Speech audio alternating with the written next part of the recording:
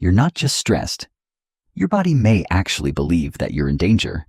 And the most surprising part is, you might not even feel stressed at all, because for many people today, stress doesn't feel intense anymore. It feels normal. You wake up, and your body already feels slightly tense, not overwhelmed, not anxious, just not fully at ease. Your mind starts thinking almost immediately, what needs to be done, what hasn't been finished, what might go wrong. And even if nothing is urgent, your system never fully settles. This is the state that science often refers to as survival mode. In survival mode, your nervous system is not focused on helping you feel good. It's focused on helping you stay safe. To understand this more clearly, imagine your body as a highly intelligent system that is constantly asking one question. Is it safe to relax right now?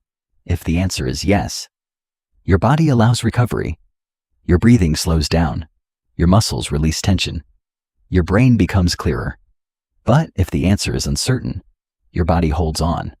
Not dramatically, not in a way that feels like panic, but just enough to keep you from fully letting go.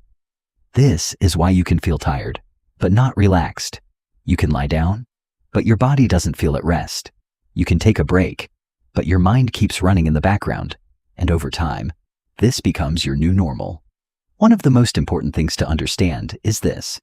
Your nervous system doesn't only respond to physical danger. It also responds to mental pressure, emotional tension, unfinished tasks, constant stimulation.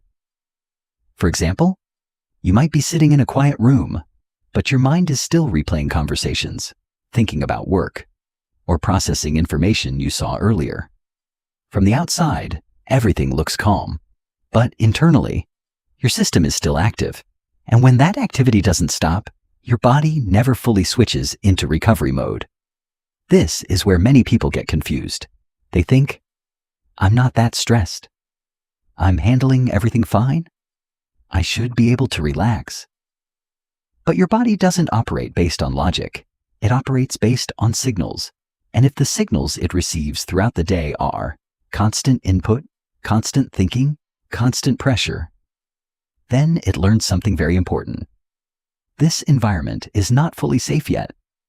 So instead of turning off, it stays slightly on. This slightly on state is where the problem begins, because it's not strong enough to feel like anxiety, but it's also not calm enough for true recovery. And over time, this leads to a very specific pattern. You feel tired during the day, but wired at night. You want to rest, but can't fully relax. You try to slow down, but your system doesn't respond the way you expect.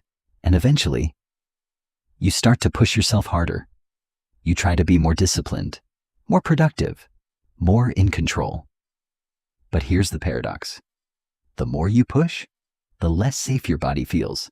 And the less safe your body feels, the more it holds back. This is why pushing harder often makes things worse.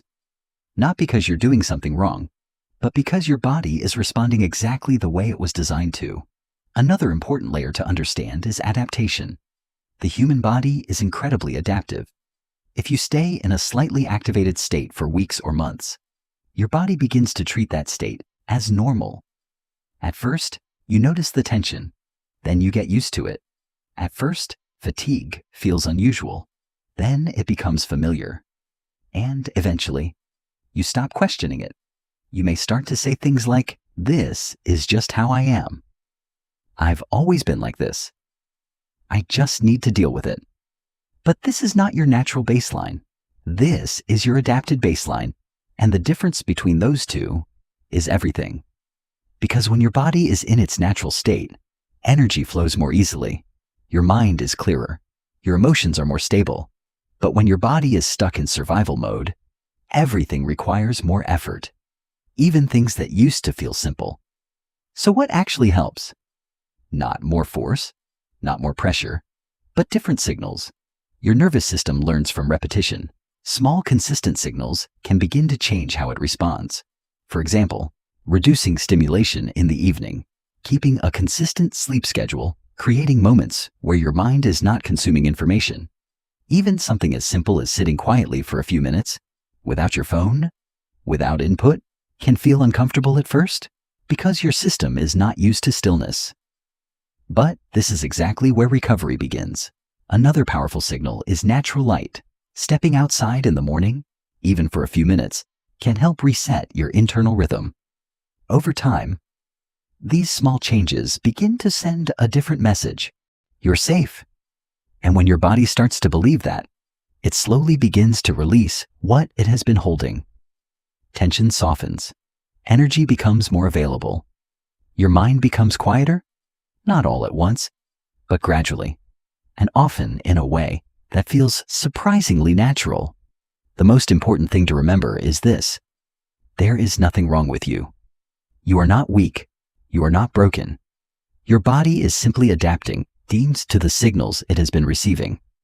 And when you begin to change those signals, your body can change too. You don't need to fight your system. You just need to understand it. In the next video, we'll explore something very practical: how to recognize the signs that your body is actually stuck in survival mode.